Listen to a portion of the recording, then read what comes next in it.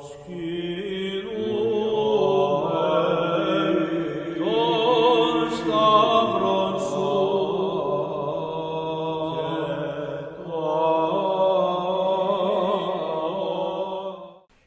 you for listening to The History of the Papacy. I'm your host, Steve. If you like listening to The History of the Papacy, you can watch it too.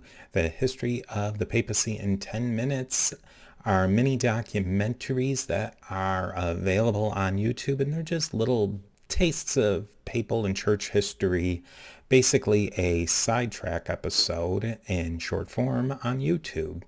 But anyways, Patreon is back. We're back on Patreon. There's a bunch of exciting things coming up with Patreon, but I should say that there's 4 tiers. Antioch, Alexandria, Constantinople, and Rome, which represent the traditional sees of Christianity in the early church. The biggest thing for you is inclusion in the group. You will be a member of the History of the Papacy Diptychs, which means you'll be commemorated in the beginning of episodes and in YouTube videos. So join early so your name's higher on that list. And to commemorate the History of the Papacy Diptychs, we have Roberto, Joran, William, Brian, Jeffrey, Christina, and John at the Alexandria level. We have Dapo, Paul, Justin, and Lana, all of whom are magnificent at Constantinople and achieving that ultimate power and prestige, that of the See of Rome. We have Peter the Great. We're heading into the back half of the prophets here, so if you have questions, get those in, because we will be having another question and answer episode coming up, and maybe a little bit of other special guests too, so definitely stay tuned. Now, the stars of today's episode are Zephaniah and Habakkuk. Both of these prophets bring up some interesting and difficult and some technical issues, you might say, on Old Testament theology and philosophy. So I think you'll definitely enjoy them today. And I just want to thank everyone for listening. I hope that you like the teaser episodes that I've been releasing. I'd love to hear your feedback on those on Apple Podcasts or wherever you listen to your podcasts. Definitely send in emails to my email address, steve@a2zhistorypage.com. Subscribe to The History of the Papacy and Garry's show while you're at it. You can find more in the show notes. And with that, I will see you next time.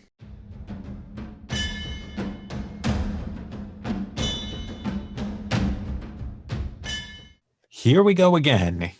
Garry of the History in the Bible podcast, and I, humbly, Steve Guerra of the History of the Papacy podcast. Garry and Steve, the minor prophets of podcasting, bring you our latest installment of our series on the 12 minor prophets of the Old Testament. We want to show you that these minor prophets belong in the major leagues. Garry, how are you today? I'm fine. Still alive. That's better than some people can say. That goes a long way these days. It does, doesn't it? Now, we're well into this series. We're kind of on the back half of it, depending on how many add-ons we decide to do. Yeah. But you can listen to them in order or not. We're not your parents, so it's up to you. And they make no sense in our order, any other than any other order. So you could listen in any order you want. Yeah. And if you like these collaborative episodes, Garry and I have nearly an entire podcast in and of itself worth of collaborations for your enjoyment. I even found another book that we could do. We visited quite some time ago, James the Just. And I found another book about the family of Jesus. That one might be needing to get dusted off again at some point. Okay. Yeah, sure. But that's a couple of prophets away at least. Yeah. But today we're taking on 2 prophets with very interesting messages, Zephaniah and Habakkuk.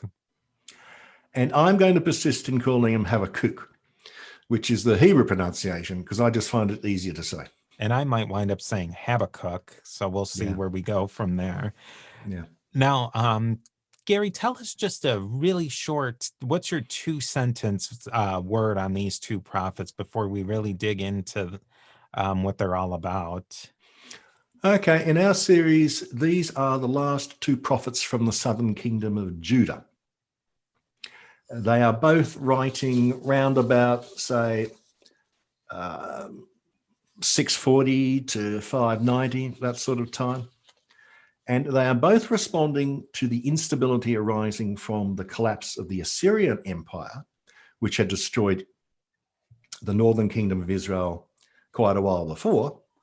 And they are responding to the looming threat of the growing power of Babylon, which is hammering away at Assyria.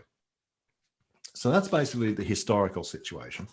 Earlier prophet is Zephaniah, which in Hebrew apparently is Zephaniah, which means God has treasured. And in Greek it is Sophonias, is that right? I think that's probably pretty close. So he's another one where we just slap an S on the end of his name, and you've got the Septuagint version. Yeah. Which I think we have another episode about that in this series. Oh, yes, we do. Yes, we do. Now, the book itself says that Zephaniah was ranting during the reign of Josiah, who was one of the last kings of Judah. Josiah reigned for an unusually long time, maybe 30 years. He started off as a teenager, so he must have been gone round about by, say, the age of 50. And Josiah is most famous for a series of religious reforms, as recounted in the books of Kings and Chronicles. Basically, Josiah, in the middle of his reign, found that the Assyrian Empire was collapsing. It was being hammered by Babylon and its various allies. So for the first time in a long time, the tiny little kingdom of Judah found itself not under imperial pressure, and it could do pretty much as it wished. So he went on a series of religious reforms which basically established monotheism in the little kingdom of Judah. And he also ventured militarily back into the old region of Israel. So that's when Zephaniah is living. Now, looking at the book, it seems that Zephaniah was probably writing from before the time that Josiah started his reforms to after the time. So in some parts of the book, Zephaniah is very pessimistic. In other parts of the book, is very optimistic. Zephaniah doesn't get a big look in either Jewish or Christian liturgy. In fact, in Jewish liturgy, Zephaniah is one of only 3 prophets who do not appear at all. So that's how well they like him. It's Zephahu. In Christian liturgy, as far as I can find, and it's actually quite difficult to find, Zephaniah only has some trivial readings during Advent. Now, you did some more research on lectionaries, didn't you? Yeah, apparently there's as many lectionaries as there are flavors at Baskin Robbins. I don't know how that reference will carry, but there's a lectionary for every flavor of Christianity you want. Our old friends, the Copts and the Ethiopian Orthodox, they have a lot of Old Testament readings, less so among the Roman Catholic Church and the Eastern Orthodox. The Eastern Orthodox, in fact, they have a set of readings. The Old Testament readings are never in the actual divine liturgy, like their main Sunday Eucharist. There's never an Old Testament reading in those, but there are Psalms kind of folded in along the way, but there's never this is our reading time, and we're going to read read an Old Testament reading during certain Vesper services, or like outside of the main liturgical liturgy, the Mass on Sunday. There's some prescribed Old Testament readings, but others, individual bishops and priests can pick and choose if there's one that they think fits at that particular time with the pericope of the New Testament reading. Okay. I had actually read an Orthodox priest who said that should probably be tightened up in the future, that there should be more distinct Old Testament readings during Vesper services or Orthros, or like hours, they call them. The Catholic Church has a little bit more of a structure, and it appears that the Anglicans in their new revised lectionary, I think that's what it was called, have certain readings that go for certain days. But again, it's nothing as during prime time. As Zephaniah, it certainly doesn't make the cut on any of those. No, I mean Zephaniah would be if Zephaniah was on television, he'd be on after 2 a.m. Yeah, Yeah, just that's the perfect time for him. Yeah, just sort of before the tarot reading ladies come on, or whatever, or the blank screen comes on. Yeah, or the blank screen. So, yeah. Now, in brief, Zephaniah describes Judah as an ungodly place. And more than pretty much any other prophet, he's heavily into emphasizing the destruction that divine judgment is going to bring. And why is God going to bring the hammer down on Judah? Oh, because they're worshipping other gods. Now, he must be writing this before Josiah's reforms. So it's before the real introduction of monotheism. So the Judeans are still worshipping probably a host of little Canaanite deities. In particular, the goddess Asherah is probably a likely candidate there. Now let's take a look at the very first chapter of Zephaniah. And Zephaniah is only 3 chapters long, thank goodness. So here's Zephaniah 1:1. The word of Yahweh that came to Zephaniah, son of etc., etc., etc., during the reign of King Josiah, son of Ammon of Judah. I will sweep everything away from the face of the earth, declares Yahweh. Okay. I will sweep away man and beast. I will sweep away the birds of the sky and the fish of the sea. I will make the wicked stumble, and I will destroy mankind from the face of the earth, declares Yahweh. I will stretch out my arm against Judah and against all who dwell in Jerusalem, and I will wipe out from this place every vestige of Baal and the name of the priestlings along with the priests. Well, that's pretty full on. I mean, we're looking at a pretty much Noah-type flood here by the description of it, aren't we? He's just going, and he continues. The great day of Yahweh is approaching most swiftly. Now, I like the fact that he calls it great day when he's promising utter annihilation. So this guy's a little bit of a fanatic.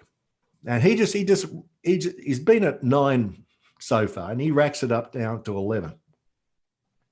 That day shall be a day of wrath, a day of trouble and distress, a day of calamity and desolation, a day of darkness and deep gloom, a day of horn blasts and alarms against the fortified towns and the lofty corner towers. And he continues. And actually, there's an interesting little part here. In Zephaniah 2:4, he says, Gaza shall be deserted. A little shot at the Philistines. Yeah, a little shot at the Philistines. I wonder if anyone's actually tried to introduce that into modern politics.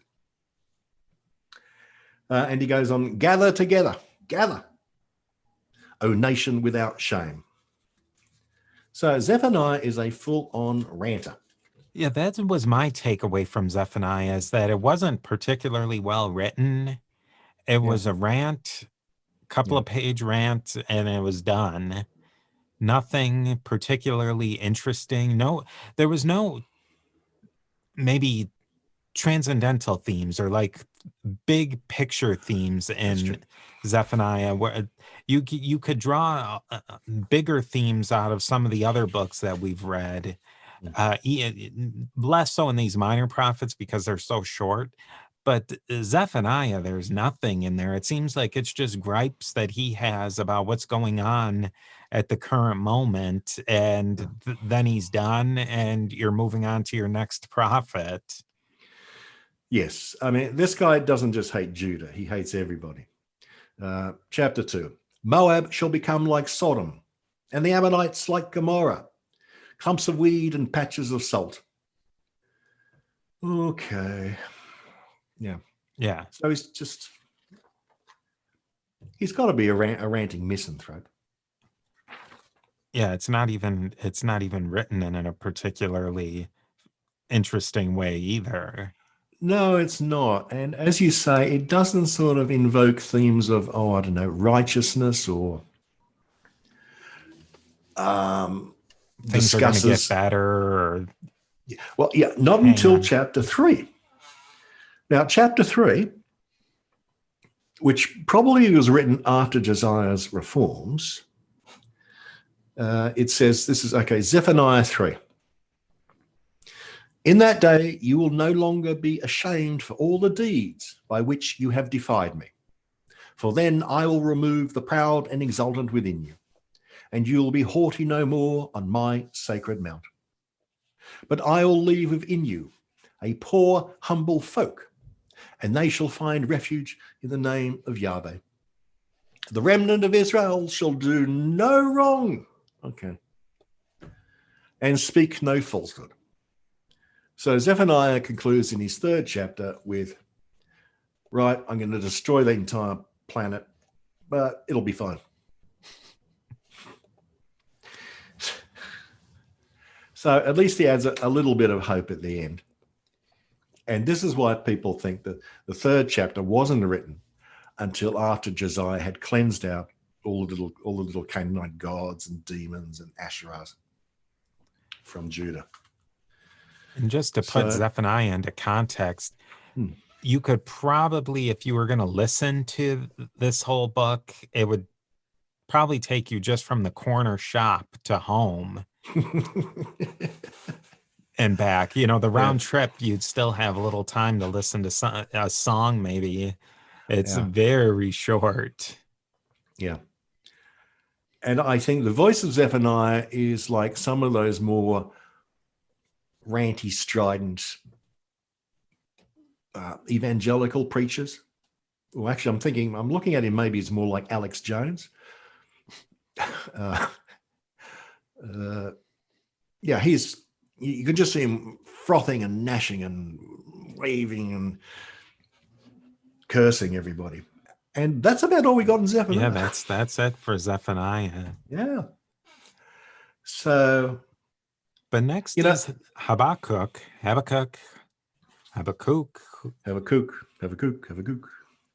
think that's what's interesting. We didn't talk about this much, but we probably will talk about him. His name, I think that even makes him a little bit more interesting. He falls outside of the normal naming conventions that we're so accustomed to. Yes.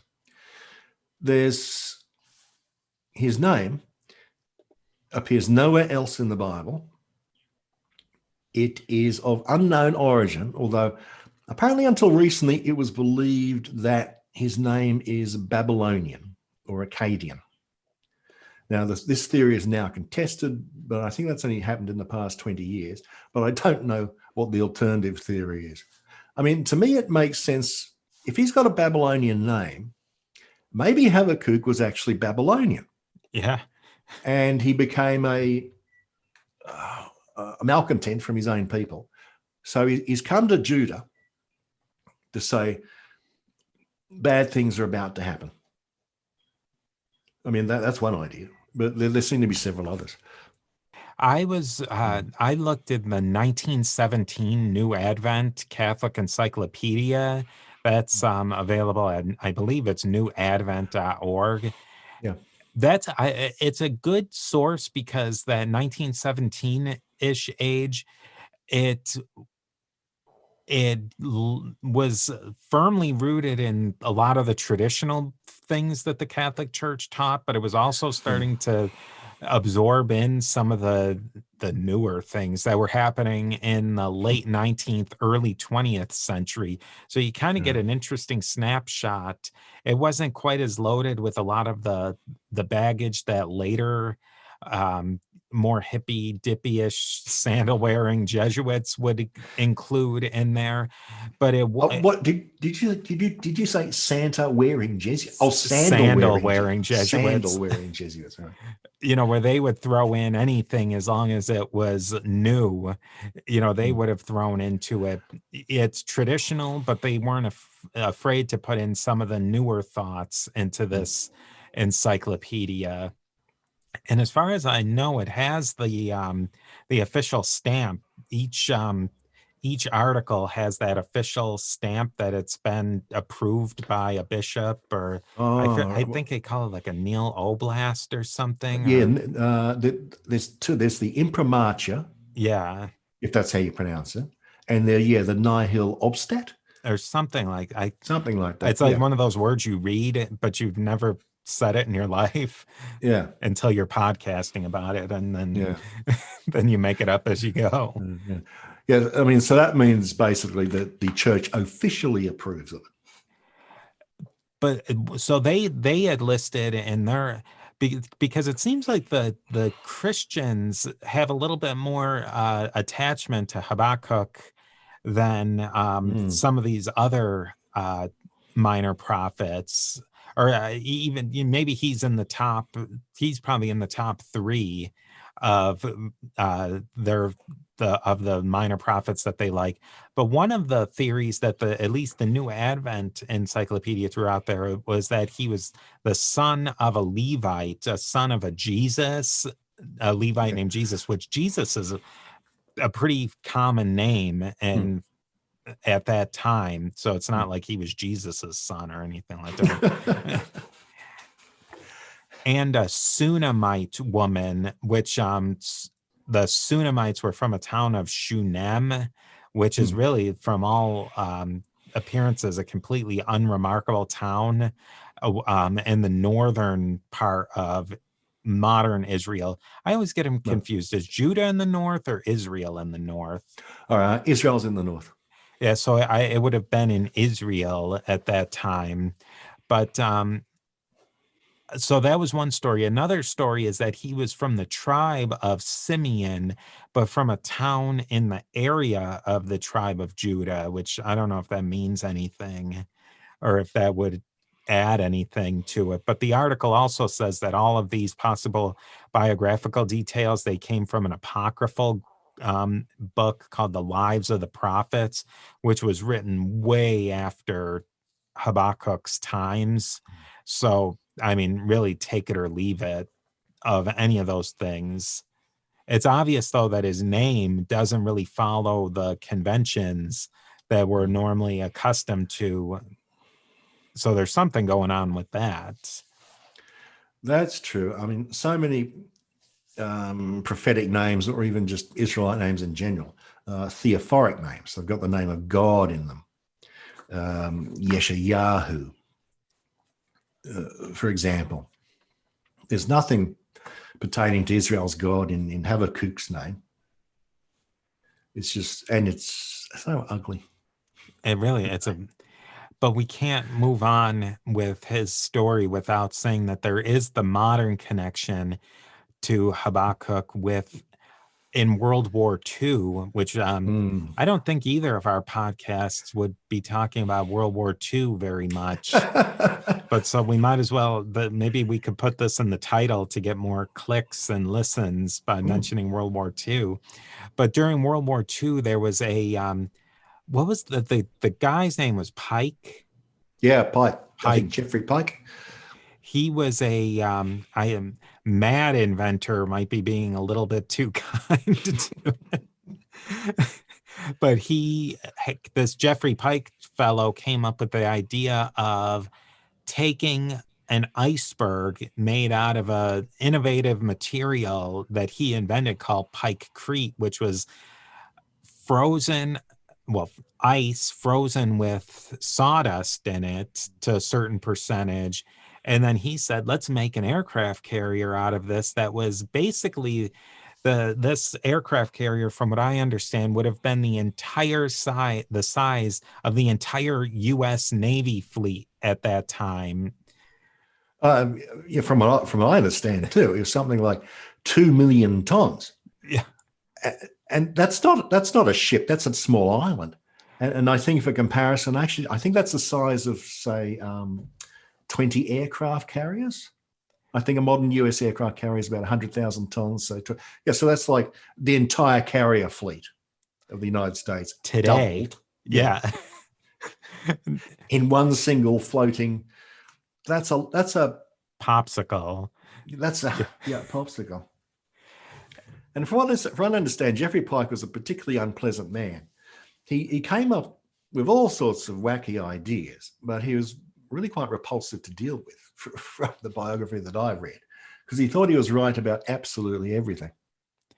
There's a ton of interesting stories too about this Pike Crete.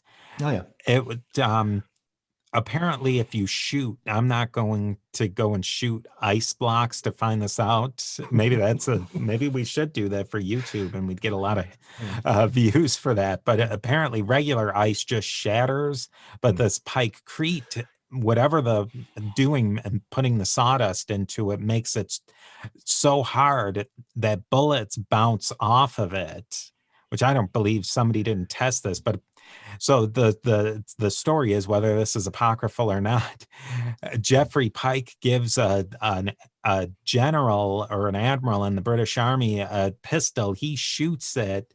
This bullet goes all over the place, and it either went through the pants of another general or it actually hit him in the leg. And there's also another story that they did this demonstration again with the same result, obviously. Yeah. So it was amazing stuff. From what I gather, it works about the same way as modern fiberglass does. So modern fiberglass, from what I understand, is a fairly brittle resin, but it is full of very flexible glass fibers. And the fibers, like the sawdust in the ice, they stop cracks propagating. Oh, that's interesting. Yeah. Because cracks can propagate quite quickly in a brittle material. And once they start, they keep going, widening. But if you hit a little tiny fiber perpendicular to the crack, it just stops. So apparently that's the secret of its, non-success, because I don't think pikery was never used successfully. Oh, so that's, I think nowadays in concrete, they mix in bits of fiberglass into it. So it's got to be the same principle, I would imagine, then. Or rebar or something. I don't know. I'm not a construction person. No, I can believe that. If you introduce this weaker, flexible material, it can make the whole damn thing stronger. Huh. But to tie this back to Habakkuk, I think you read somewhere that he had an idea of why he named him after Habakkuk. Yes, it's named after, unfortunately, I didn't note down the reference. It's named after one of the earliest verses. I think it's something. Here's Habakkuk, chapter 1, verse 5. Look among the nations, observe well, and be utterly astounded. For a work is being wrought in your days, which you would not believe if it were told. So I think it comes from that. And I mean, had the thing actually worked, this 2 million ton floating island, yes, it would have been something you would have to see to believe. So I think that's where it comes from. And apparently Geoffrey Pike read constantly. So I'm sure he read Habakkuk. I have to just find a way to say his name and settle with it. Now let's get to the Habakkuk that we're actually talking about today. Yeah. We could talk about Geoffrey Pike all day, but yes. Okay, now the situation is he's living maybe 20, 30 years after Zephaniah and after the death of King Josiah. It's the last decades of Judah.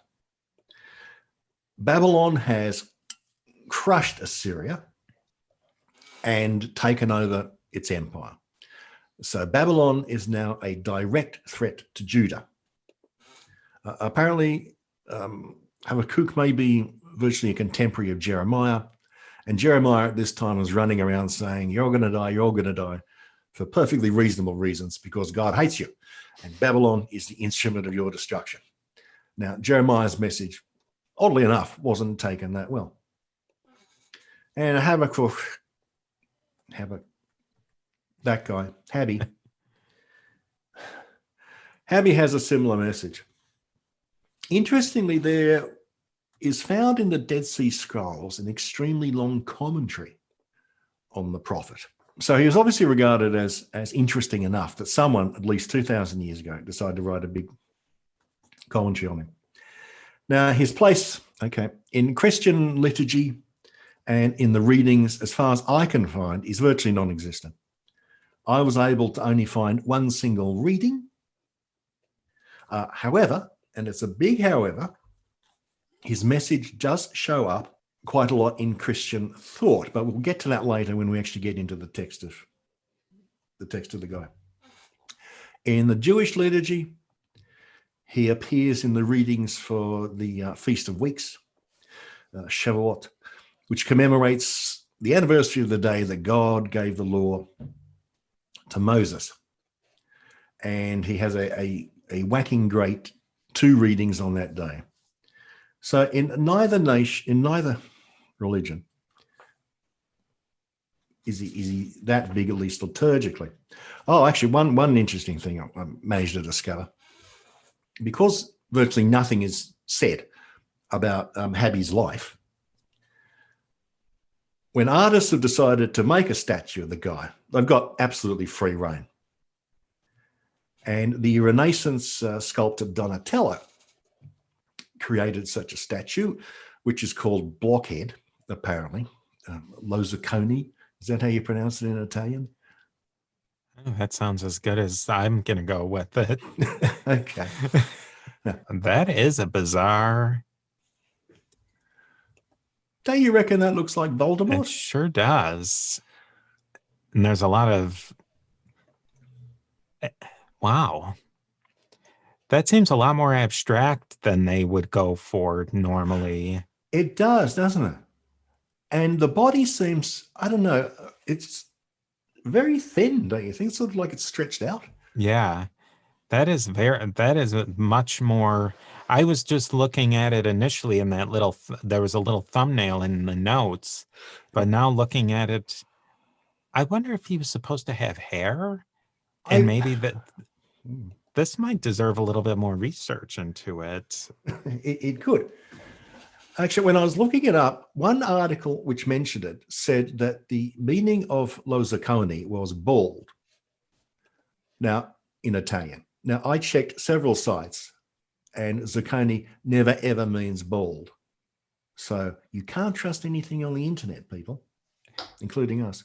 The Wikipedia, which does have a link to something else, says that it's known for its realism and naturalism, but that seems...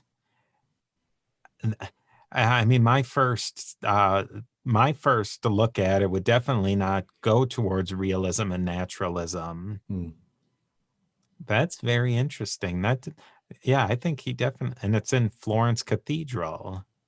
Your knowledge of Habakkuk, people out there, your knowledge of him is increasing by leaps and bounds every moment. Every moment.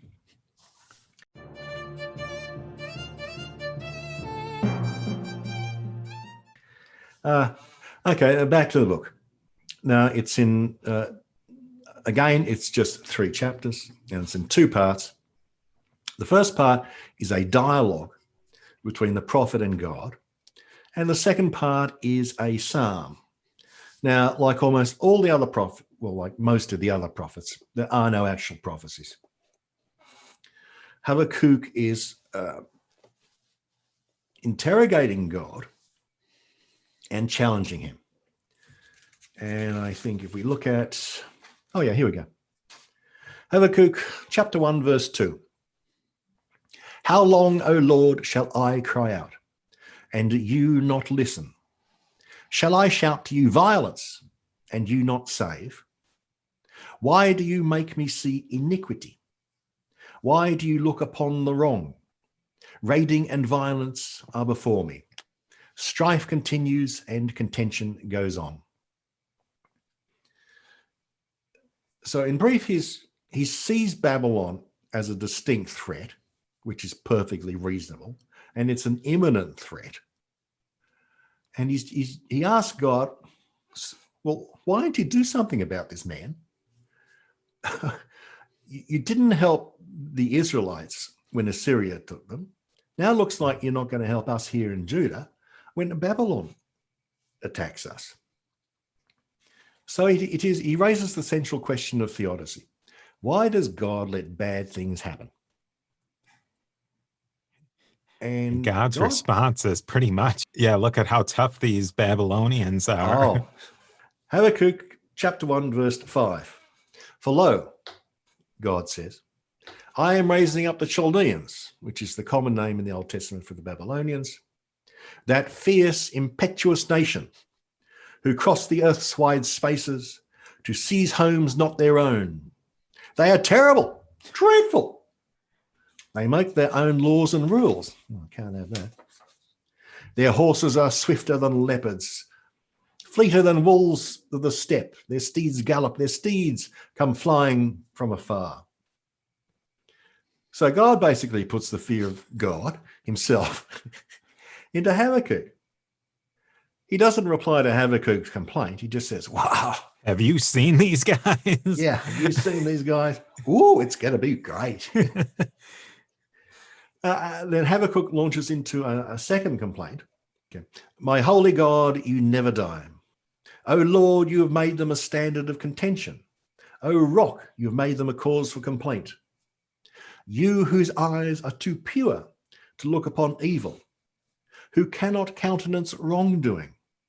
Why do you countenance treachery and stand by idle, while the one in the wrong devours the one in the right? So Habakkuk is, what's a nice word for terrified? He's terrified. Okay. I was going to use something which uses a swear word, but I won't. He's quaking in his sandals at this point. Oh, that's a good point. Yeah, quaking in his sandals. Okay, at this point, Habakkuk decides to stand watch. He says, I will stand on my watch, take up my station at the post, and wait to see what God will say to me, what he will reply to my complaint. Yahweh answered him and said, write the prophecy down, inscribe it clearly on tablets so that it shall be read easily. Okay. For there is yet a prophecy for a set term. Not quite sure what's going on there. A truthful witness for a time that will come, even if it tarries, wait for it still, for it will surely come without delay. So basically God seems to be saying, yeah, okay, here's your prophecy. It's going to be horrible. It'll all pick up in the end. And he goes on, see, the rash have no integrity, but the just one who is righteous because of faith shall live. And that's where it comes into Christian theology. Yeah, and I think that's a message you can grab onto, that the bad guy's going to get it in the end and the good guy's going to get a reward in the end. That's something, at least. It's a little cliche, but it's some bigger message you can get out of than just a three chapter gripe-a-thon in Zephaniah. Yes. And in fact, that little passage there pops up fairly often in Paul's letters. For example, Romans chapter 1.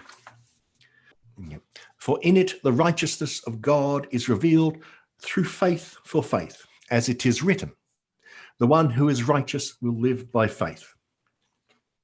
Or, for example, in Hebrews, which is attributed to Paul, but although the letter to Hebrews doesn't actually claim to be by Paul, in Hebrews chapter 10, in a very little while, the one who is coming will come and will not delay. But my righteous one will live by faith. So that became a popular element in Pauline theology, where Paul is basically into no, you don't, it's not by works that you were saved, it's by having faith, just as Habakkuk said. I had also heard an interpretation. I'm thinking that this was an evangelical interpretation about empires, that these big things, these big entities are always going to fall. But as long as you keep your faith, et cetera, then you'll be okay. Okay. I mean, that's really the story of Job at the end, too. Yeah. You get run through the ringer, but hey, at the end, everything was pretty much okay. It didn't matter that his original family was killed, or that, I mean, everything comes out in the wash at the end. Yeah. From it ends up with a new family. So just put that behind you. Just hang in there. And yeah, just hang in there. It's always seemed to me a little bit of a cop-out, that attitude. I can see the attractiveness of it, but... I mean, yeah, I think it depends on what direction you take it in. If you say that you don't have any agency in changing your circumstance, and I don't think God really says it one way or the other. Well, in Job, he says specifically that you don't have any agency because Job didn't do anything. Yeah. But I don't think in Habakkuk, God really addresses Habakkuk's agency at all in changing anything. Yeah. He just... well, he tells him to write things down. Maybe that, I don't know. That's for theologians, a much higher pay rank than my podcasting pay rank. Yeah. Now, the prophets ends with a prayer, chapter 3. Given that this prayer doesn't appear in the commentary on Habakkuk found in the Dead Sea Scrolls, a lot of scholars think that this was tacked on sometime later. And it's a happy little prayer, which basically says, okay, God, or it basically says, right, we're all going to be fine. So chapter 3, verse 2, O Lord, I have learned of your renown. I am awed, O Lord, by your deeds. Renew them in these years. Though angry, may you remember compassion. And he goes on and he says, yeah, okay, God, right, please make everything fine. And so ends the book of Habakkuk. Yeah, didn't it seem to you that prayer or psalm didn't quite fit in? I would have to go with that was a later tack on. Yeah. No, it doesn't fit in. I mean, the first two bits are sort of a Job-like dialogue between Habakkuk and God, and they hold together very strongly. And then for him to break out in this sort of psalm, as it's called, or prayer at the very end, and for 1/3 of the book, mind you, it just seems someone thought, oh yeah, we need to have, we've had the preview screenings, we've gone to the focus groups. Man, you need to have an upbeat ending. So here it is. There was one thing, I don't remember where I read it, but that Habakkuk makes a appearance in the book of Daniel. Oh, okay, so this is from the New Revised Standard Version, Daniel chapter 14, verse 33. Now the prophet Habakkuk was in Judea. He was made a stew and had broken bread into a bowl, and it was going into the field to take it to the reapers. But the angel of the Lord said to Habakkuk, take the food that you have to Babylon to Daniel in the lion's den. Habakkuk said, Sir, Probably in the in the King James version, he would have said, "Sire, sire, I have never seen Babylon, and I know nothing about the den." Then the angel of the Lord took him by the crown of his head and carried him by the hair with the speed of the wind and set him down in Babylon right over the den. So if I'm not mistaken, this part, Habakkuk's doing his thing in Israel, Judah, and then he gets transplanted, you might say, to feeding Daniel, a major prophet, in the lion's den, which I think they lived at very different times, didn't they? Well, Daniel, by definition, has to be after the Babylonian conquest. But the Babylonian conquest of Judah only lasted 50 years. It's a stretch. You could, given that Habakkuk is clearly prophesying before the Babylonian conquest, at a stretch, you could say when he was a very old man and the place had been taken by the Babylonians, that he then was taken in a very rude fashion. Yeah. To Daniel in the den. It's not wholly ridiculous. Are there a lot of examples of crossovers like that? No, it's actually, I don't remember reading that passage at all in Daniel. I must have just missed it. No, it's very, very, very rare. I think there's somewhere. The only other one I can think of is maybe, say, Jeremiah refers to a previous prophet by name. And that's about it. But certainly nothing as dramatic as an angel dragging him several hundred miles or kilometers. It probably doesn't really matter, but he's dragging him halfway across the Fertile Crescent to serve Daniel in the lion's den. That's a pretty fun. The writers were having a lot of fun with that one.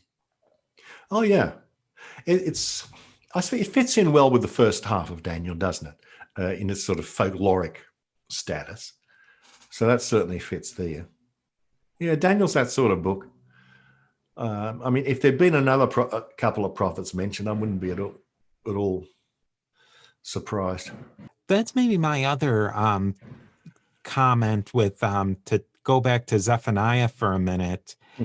Now, Jeremiah is one of our major prophets. And so we had minor prophets working it. So there was a lot of prophets going around at that point. There seemed to be. From what I know, yeah, there seemed to be.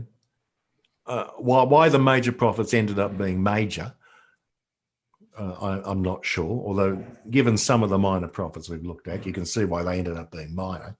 And I think you always have to keep in your mind, we haven't mentioned it, most of these prophets aren't doing what we would typically consider as prophecy, as seeing into the future. It's really, these are people who have had a direct conversation with God. Yes. I mean, the closest that 90% of them get to a prophecy is to say, whoa, we're all doomed, God's going to take us all. About as vague a prophecy as you could possibly get. There's no one saying that, well, in 432 years, this will happen. No one's saying that. But so we've talked about Zephaniah, pretty short book, pretty boilerplate. Habakkuk, which I think is a little bit more interesting. I think of the minor prophets, so far, I think he ranks up there in at least the top third. We have a couple more minor prophets to go, and maybe it will supplement them a little bit with, who knows, a major prophet might sneak in there. You never know who will show up on our next collaboration between the History of the Papacy and the History in the Bible podcast. So it's good night from me. And we will see you soon. Toodles all.